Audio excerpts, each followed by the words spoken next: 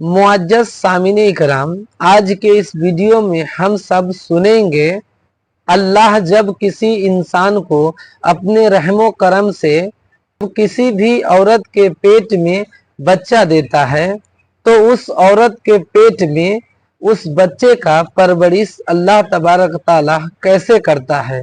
अल्लाह माँ के पेट में कैसे मेल या फीमेल बच्चा बनाता है। आप लोग भी सुने जरा इस वीडियो में अल्लाह रहमानो रहीम कैसे हैं। उम्मीद है कि ये वीडियो आप पूरा से देखकर जाएंगे। बच्चे की विलादत के जो मामलात होते हैं इसको एम्ब्रियोलॉजी कहते हैं। डॉक्टर्स होंगे वो समझेंगे हमारी बात को। एम्ब्रियोलॉजी एक पूरा का पूरा इल्म है और इन्हीं की बातों से मैं आपको बताऊं। एम्ब्रियोलॉजी में कहा गया है कि सबसे पहले पानी का एक कतरा मर्द के नुतफे से गाकर माँ के रहम मादर में जमा होता है। पहले कुरान की आयतें पढ़ो।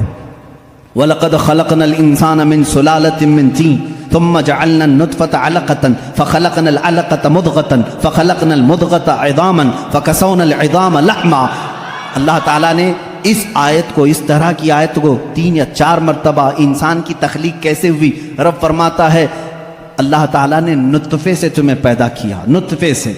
अच्छा, मैं एक डॉक्टर साहब से बात हो रही थी, उन्होंने कहा पूरा नुतफ़ा जो होता है इंसान का, मनी जो मर्द की होती है, इसमें एक बार की मनी में तकरीबन 30 लाख स्पर्म होते हैं। जो जरासीम, जिसको कीड़ा ये लोग कहते हैं, जो जा करके औरत के ओम में, यानी उसके बैजे होते हैं, अंडे होते हैं, उसमें टकराता है और जा करके फिक्स हो गया। अगर एक जरासीम, एक कीड़ा, एक स्पर्म का, तो फिर बच्चे की विलादत वहां से शुरू होती है। तो उन्होंने कहा कि 30 लाख में से एक ही जाता है, 30 लाख में से एक ही जाता है। और रब ताला के इस कलाम पर कुर्बान जाओ, अल्लाह फरमाता है सुलालतिम मिन माइन महीन, कि जब तुम नुतफा डालते हो तो बहुत सारे पानी में से जो असल होता है मौला उसी से पैदा करता है।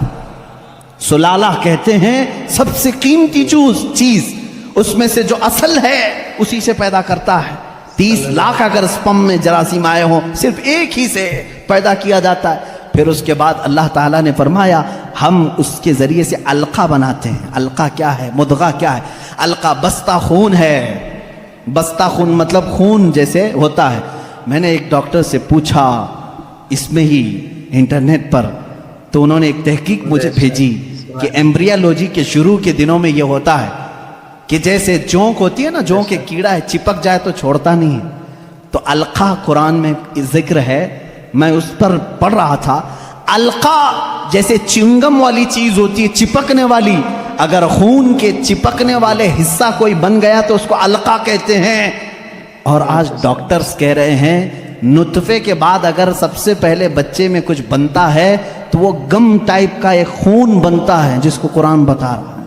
ये सारी चीजें सोनोग्राफी के बाद मालूम होती हैं, स्कैन करने के बाद मालूम होती हैं। और उसके बाद मुदगा है, गोश्त का एक लोथड़ा, उसमें अल्लाह ताला ने जो मुदगा लफ्ज इस्तेमाल फरमाया, इसका मतलब क्या है ये भी डॉक्टर्स इसकी भी तस्लीम करेंगे। एक बहुत बड़ा साइंसदान है, उससे पूछा गया 3rd स्टेज एम्ब्रियोलॉजी स्टेजेस में से 3rd स्टेज क्या है, तो उसने एक लंबा सा आटा या कुछ च्युइंगम लिया, उसको दांतों में रखा, चबा करके दिखाया, एक लंबा कीड़ा और उस पर दांतों के निशान, दांतों के निशान। डॉक्टर्स जब स्कैनिंग करेंगे तो उनको ये पता चलेगा कि पहले माँ के पेट में एक लंबी चीज बनी जिस पर दांतों के निशान, जैसे कुरान ने मुदगा कहा।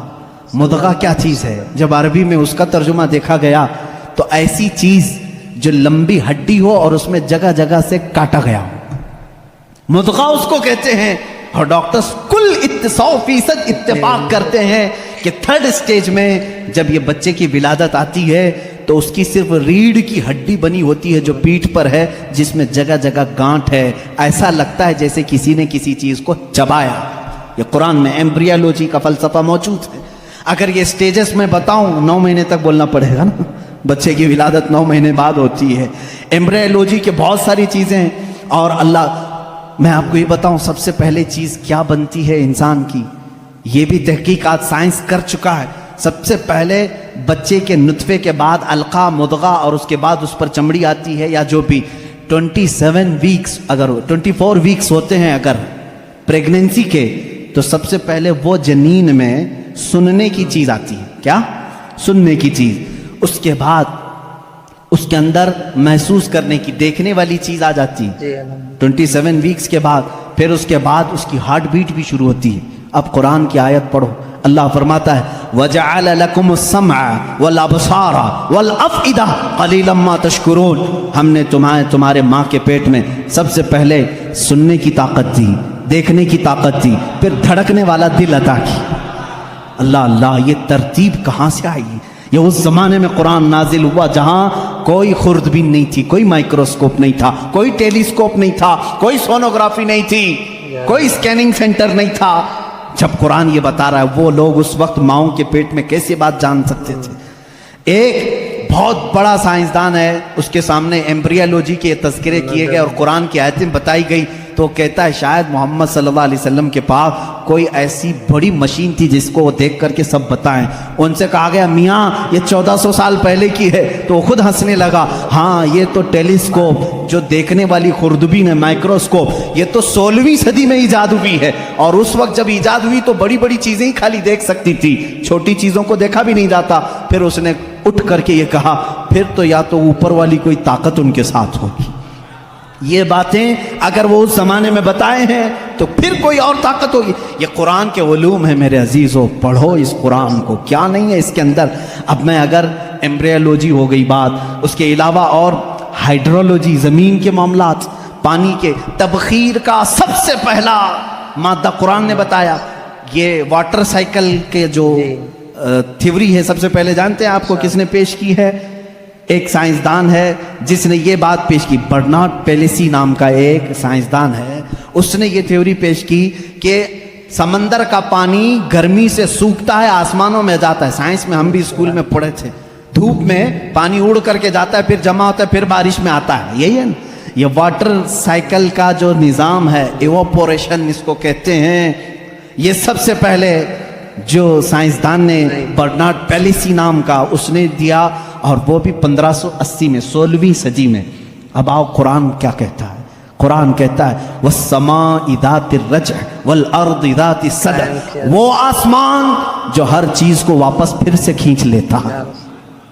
पानी हम बरसाते हैं और फिर उसको लौटा देते हैं। ये इवोपोरेशन का, वाटर साइकिल का जो मसला है, ये जो फंडा है, ये कुरान में मौजूद है। मुझे बताओ ऐ साइंस के स्टूडेंट्स, क्या कुरान हाइड्रोलॉजी की बात नहीं कर रहा है? क्या कुरान एम्ब्रियोलॉजी की बात नहीं कर रहा है? क्या कुरान एस्ट्रोनॉमी की बात नहीं कर रहा है? क्या कुरान एस्ट्रोलॉजी की बात नहीं कर रहा है? क्या कुरान बायोलॉजी की बात नहीं कर रहा है? फिजियोलॉजी की बात कर रहा है? कुरान हर फिजियोलॉजी में, ये दौरान खून जो होता है, अभी आज एक बच्चे ने मुझे सवाल किया फिजिक्स पढ़ना कैसा है, इसमें अलग अलग थ्योरियाँ हैं।